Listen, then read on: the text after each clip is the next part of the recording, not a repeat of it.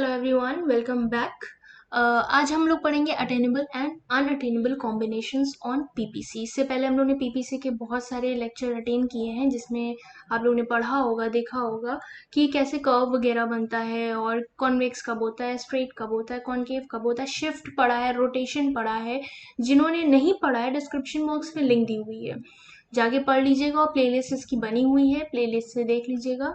तो चलिए स्टार्ट करते हैं। अटेनेबल और अनअटेनेबल कॉम्बिनेशंस क्या होता है। बहुत ही इजी डेफिनेशन लिखी हुई है आप लोग के सामने कि वो कॉम्बिनेशन जो कि प्रोड्यूस हो रहे हो with the help of given resources and technology. It refers to those combinations जो कि प्रोड्यूस हो रहे हों, जो रिसोर्सेज हमारे पास अवेलेबल हैं, जो टेक्नोलॉजी हमारे पास अवेलेबल है, उसी से वो क्या हो रहे हों, प्रोड्यूस हो रहे हों और फुल्लर यूटिलाइजेशन हो रहा हो उस रिसोर्सेज का, एफिशिएंट यूटिलाइजेशन हो रहा हो और टेक्नोलॉजी भी फुल यूटिलाइज हो रही हो, उसे हम क्या कहेंगे, अटेनेबल। अटेन मतलब पूरा के पूरा जितना रिसोर्सेज दिया है उसका पूरा भरपूर इस्तेमाल करना, अटेनेबल। इसको दूसरे नाम से भी जाना जाता है फिजिबल कॉम्बिनेशन। ठीक है, तो कंफ्यूज मत होइएगा, कभी कभी एग्जाम में अटेनेबल लिख जाता है, कभी फिजिबल लिख जाता है, तो बात एक ही है। फिर अनअटेनेबल, इसका जस्ट अपोजिट होता है, सेम डेफिनेशन, बस क्या यहाँ पे एक नया ऐड हो जाता है, कैन नॉट।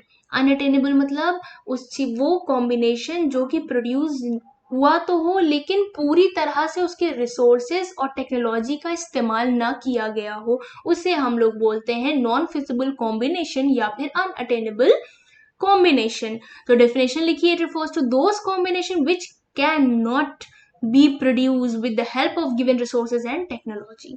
बात समझ में आ रही है? बहुत आसान डेफिनेशन लिखी हुई है। और अटेनेबल मतलब वो सामान, मतलब अटेन कर लेना, प्रोड्यूसर गुड्स को प्रोड्यूस कर ले रहा है, जो हमारे पास रिसोर्सेज अवेलेबल है, जो रिसोर्सेज के पास अवेलेबल है उससे वो प्रोडक्ट को प्रोड्यूस कर रहा है।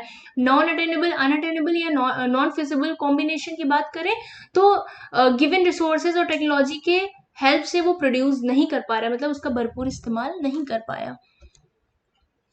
अच्छा, एक डायग्राम भी आपको दिखा दें, ग्राफ कि अटेनेबल और अनअटेनेबल कैसे है। पीपीसी हमेशा कॉनकेव होता है, हर लेक्चर में हमने आपको बताया है। जो पॉइंट नजर आ रही है, जैसे कि यहाँ पे पॉइंट, एक पॉइंट ये है, एक पॉइंट ये है, एक पॉइंट ये है, मान लीजिए, तो ये सारे अटेनेबल पॉइंट है। ठीक, और इसके अंदर जितना भी इसने प्रोड्यूस किया है वो सब कहलाएगा अटेनेबल। और अनअटेनेबल कौन से पॉइंट होंगे, जो बियॉन्ड दैट ग्राफ हो, इस ग्राफ के एकदम बाहर की बात हो रही हो, यानी ये पॉइंट, ये पॉइंट, एक पॉइंट को ओ नाम दिया है, एन दे दिया, यहाँ पे पी नाम दे दिया, तो ये जो सारे आपको पॉइंट नजर आ रहे हैं, ये पॉइंट, ये पॉइंट, ये पॉइंट, ये सारे पॉइंट हो जाएंगे उसके अनअटेनेबल। ठीक है, बात समझ आ रही? ग्राफ में जो पॉइंट बाहर हो ग्राफ के वो सारे अनअटेनेबल है, जो ग्राफ के अंदर है वो अटेनेबल है। जाहिर सी बात है, ग्राफ में प्लॉट किया गया है तो अटेनेबल ही होगा, ग्राफ के बाहर प्लॉट हो रहा है तो वो अनअटेनेबल है। अब बात करते हैं इकोनॉमिक एनालिसिस की। What is economic analysis? How many types of it? दो टाइप के होते हैं, पॉजिटिव और नॉर्मेटिव। इकोनॉमिक को ह्यूमन बिहेवियर से डील किया गया है और इसको दो तरीके से एनालाइज किया गया है, एक तो पॉजिटिव साइंस के थ्रू और दूसरा है नॉर्मेटिव साइंस के थ्रू।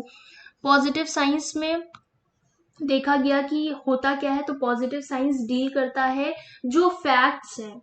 ठीक है, ये किससे डील करता है? This statement can be empirical verified as there are based upon fact, these are based upon, तो हम लिख सकते हैं इसको, these are based upon facts, यानी ट्रू और फॉल्स बताएगा कि अगर पॉवर्टी है इंडिया में तो यस राइट स्टेटमेंट, नहीं है तो यस फॉल्स स्टेटमेंट। $1 चेंज हो सकता है 30 रुपए के बराबर, गलत स्टेटमेंट। ठीक है, स्टेटमेंट सही है तो सही बताएगा, गलत है तो गलत बताएगा, यानी ये फैक्ट बताता है, थिंग्स एज दे आर, जैसी वो रहेगी वैसे ही वो बताएगा, ये होता है पॉजिटिव साइंस। ठीक, एग्जाम्पल देखिए, एग्जाम्पल जैसे कि देयर इज पॉवर्टी, अब जाहिर सी बात है पॉवर्टी है इंडिया में, है तो है, no one can change this statement, कोई ये नहीं कह सकता कि ये फॉल्स है, दिस इज ट्रू, ये स्टेटमेंट ट्रू है, और ये स्टेटमेंट ट्रू है मीन्स कि ये पॉजिटिव साइंस है। नॉर्मेटिव साइंस की बात करें तो नॉर्मेटिव साइंस फैक्ट्स के बारे में नहीं बताता है। नॉर्मेटिव साइंस बताता है कि व्हाट ऑट टू बी, कि जैसे कि क्या हो सकता है बेटर, इससे कि these deals with the idealistic situation, कि unemployment is better than poverty, ठीक है। Rich person should be tax more, एक स्टेटमेंट बताता है कि ये हो सकता है, जज करता है, जजमेंटल होता है। दिस प्रोनाउंस वैल्यू जजमेंट, इस पे एक डिबेट हो सकती है नॉर्मेटिव साइंस पे, ठीक है।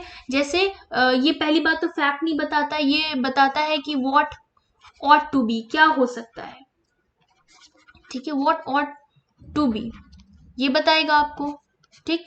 अब व्हाट ऑट टू बी में एक उसने अगर सिचुएशन दे दिया कि जो अनएम्प्लॉयमेंट है, अनएम्प्लॉयमेंट बेटर है, इज बेटर देन पॉवर्टी, कह रहा है गरीबी ना तो भले ही हम बेरोजगार रहे पर गरीब ना रहे कभी, एक ऐसा स्टेटमेंट जिसपे डिबेट हो सकती, क्या ये सच है।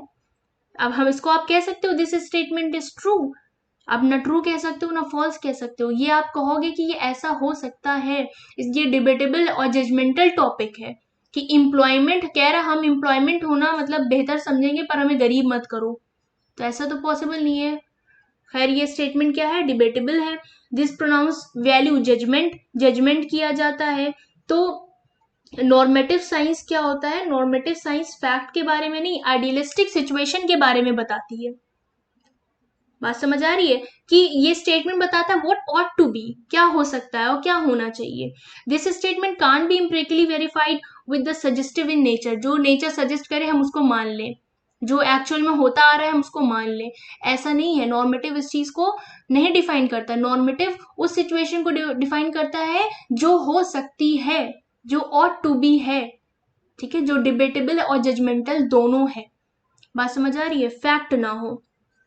तो ये था आपका नॉर्मेटिव और पॉजिटिव साइंस, जो कि इकोनॉमिक एनालिसिस के 2 मेन टॉपिक थे। यहाँ पे ये लेक्चर हम एंड करते हैं और ये चैप्टर भी यहाँ पे हम एंड करते हैं। कुछ आगे न्यूमेरिकल क्वेश्चन होंगे जिसमें हम लोग एमओसी सॉल्व करेंगे कि एमओसी को किस तरह से फाइंड आउट किया जा सकता है। तो चलिए ये लेक्चर यहीं पे ख़त्म करते हैं, नेक्स्ट लेक्चर में मिलते हैं। अगर आपने अभी तक सब्सक्राइब नहीं किया चैनल को तो do subscribe the channel and please like it, share it as much as you can, जितना आप लोग कर सकते हो शेयर उतना शेयर करो ताकि दूसरे बच्चों को भी इस वीडियो से हेल्प मिल सके।